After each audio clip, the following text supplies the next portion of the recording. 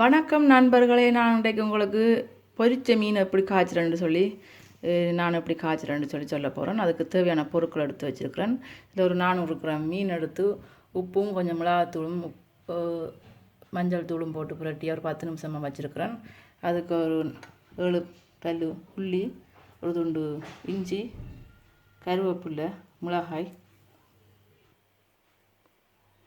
ஒரு கரண்டி கடுகு, வெந்தயம், பெருஞ்சீரகம், ஒரு கரண்டி மிளகாத்தூள், ஸ்ரீலங்கா மக்கள் பாவிக்கிற மிளகாத்தூள் 2 கரண்டி எடுத்துருக்கிறேன். ஒரு பெரிய ஒரு 50-75 கிராம் இருக்கும் ஒரு கறிமிளகாய் எடுத்துருக்கிறேன்.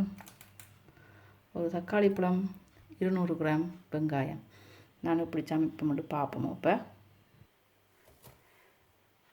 சட்டியை சூடாக்கி எண்ணெயை விடுவோம். இப்போது மீன் பொரிக்கிறதுக்கு ஒரு அளவான எண்ணெய் விட்டால் காணும். அதை இப்போ எடுத்து வச்சுக்கிற மீன் துண்டுகளை பொரிச்சு எடுப்போம். ஒரு 5 நிமிஷமாக 2 பக்கம் திருப்பி பொரிச்சுட்டனுங்க. இனி இதை எடுத்து வைப்போம். மீன் குழம்பு வைக்க சட்டியில் நான் எண்ணெயை ஊற்றி சூடாக்குவோம். இப்போ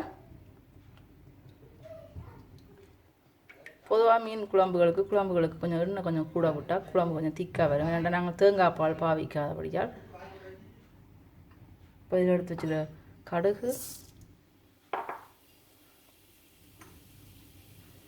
வெந்தயம். மீன் குழம்பு நண்டு குழம்புகளுக்கு வெந்தயம் கொஞ்சம் கூட பாவிக்கிறது நல்லதான். பெருஞ்சீரகம், இனி வெட்டி வச்சுக்கிற வெங்காயம், உள்ளி, பச்சை மிளகாய், கருவேப்பிள்ளையில் கொஞ்சம் எடுத்து வச்சுக்கிறோம். கடைசியாக போகாது இஞ்சி எல்லாத்தையும் இதில் போட்டு வதங்க விடுவோம். செடியில் வதங்குறதுக்காக ஒரு தேக்கரண்டி உப்பையோட சேர்த்து வதங்க விடுவோம்.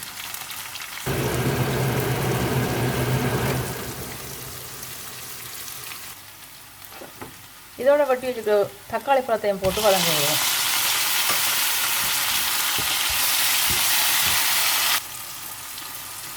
தக்காளி பழம் ஓரளவுக்கு ஒரு அரைவாசி வதங்கிட்டு இந்த நேரத்தில் நாங்கள் எடுத்து வச்சுக்க 2 கரண்டி சாப்பாட்டு கரண்டியில் எடுத்து வச்சு 2 கரண்டி மிளகாத்தூளையும் போட்டு கொஞ்சம் லைட்டாக பொரியிற மாதிரி விடுவோம்.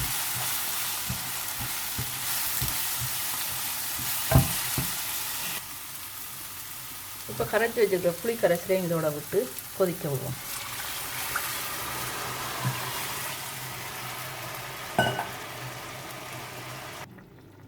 குழம்பு ஒரு 5 நிமிஷமாக கொதித்து இந்த அளவுக்கு வந்திருக்கு. இந்த நேரத்தில் நீங்கள் வெட்டி வச்சுக்கிற அந்த கறிமிளகாய் அதோட போட்டு அவிய விடலாம். விரும்பினா நீங்கள் பொரிச்சும் போடலாம்.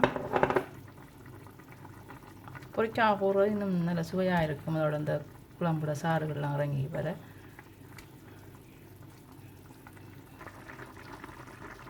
கறிமிளகாய் போட்டு ஒரு 2 நிமிஷம் ஆகிட்டுது. இப்போ இந்த நேரத்தில் நாங்கள் பொரிச்சு வச்சுக்கிற மீன் துண்டுகளை இதோட சேர்ப்போம்.